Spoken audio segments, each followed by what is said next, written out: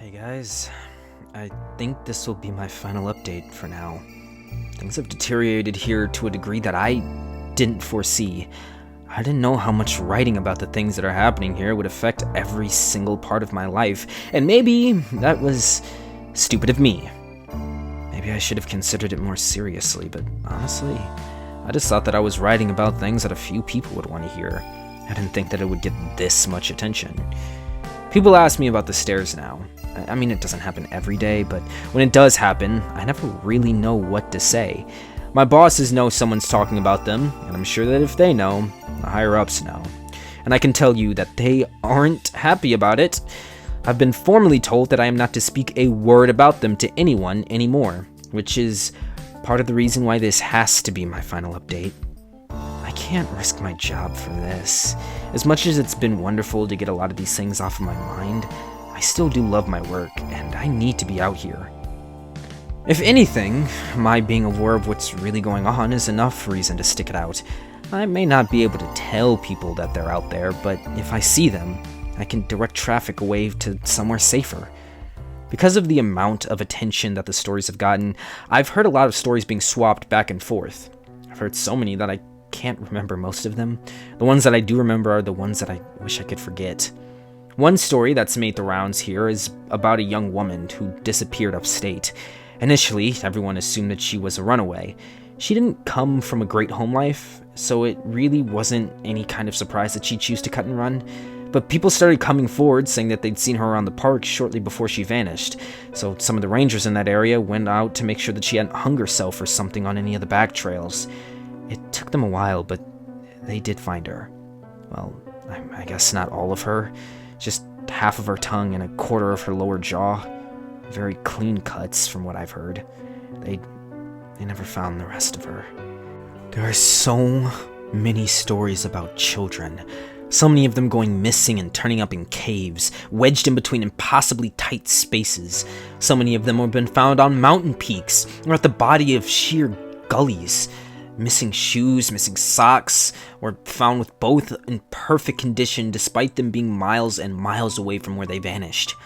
So many stories of black-eyed people wandering around the woods and calling out in the night, mimicking the sounds of running water or a bobcat screaming. One man in particular goes to every news station that he thinks will listen to him and tells the same story. He was deer hunting. He had camped out in a very remote area. He woke up because something was scraping against the tent. He thought that it was a raccoon or a fox until the thing pressed its face against the door of the tent, at which point he could very clearly make out that it was a human nose and mouth. He kicked at it, but it leaped back and was gone by the time that he opened the tent flap, gun at his side. He fired 2 warning shots, and when the sound had faded, he heard a snap behind him. A man was standing at the edge of the campsite. This man was not wearing any clothing, but he also didn't possess any kind of human flesh.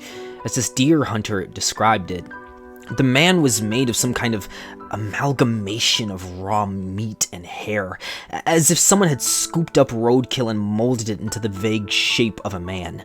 The face was lumpy and only a rough approximation of a human face. The thing opened its lopsided mouth, and from it came the sound of the gun that the hunter had fired. It did this twice before mimicking the sound of the tent zipper and fleeing into the night.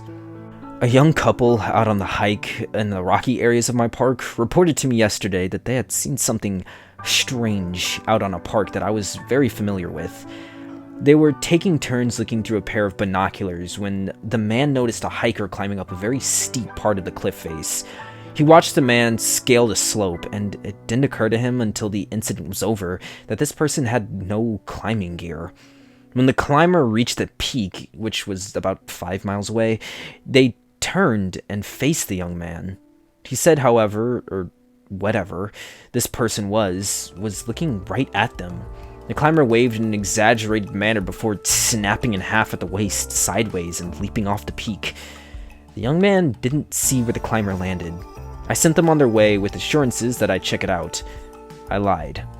I won't be turning in a report because there are 10 others exactly like it. The climber is well known in that area. I don't even question it anymore. There's so many things I won't ever be able to understand about my job. It would take me years to relate all the things that I've heard in the last few months alone. When I feel like my job isn't in jeopardy, I think I'm gonna come back. It may be in a different format, but I will come back. Thank you all for sticking by my side and enjoying the things that I've talked about. If you go into the woods, I encourage you to be safe. Bring water, food, survival equipment. Let people know where you're going and when you'll be back. Don't go to uncharted paths unless you know exactly what you're doing. And above all, don't touch them, don't look at them, and don't go up them. Hello everyone, Zabub here, and I just want to apologize for the recent shorter videos that I've been uploading as of late. This is due to, of course, October being right around the corner, and I have major things planned. So I've been working on a lot of scripts in the background, and also I'm doing a collab video that should be coming out next week with a YouTuber called Talk Tonight.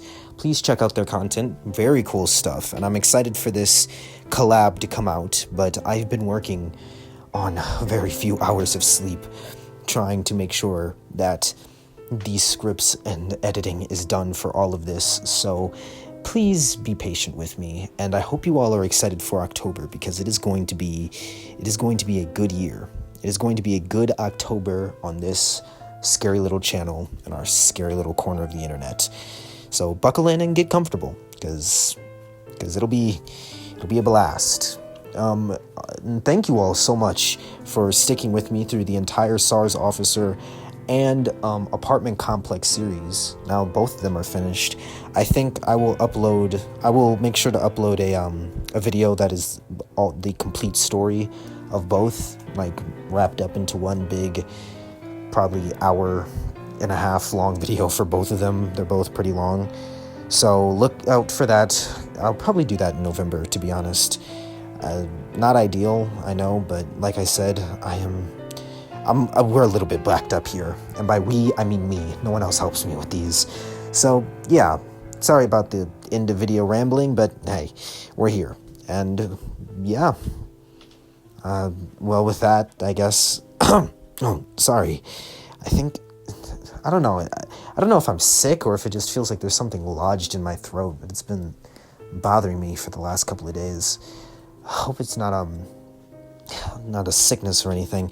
But regardless, thank you guys so much for sticking around. Prepare yourselves for October. And until next time, see you.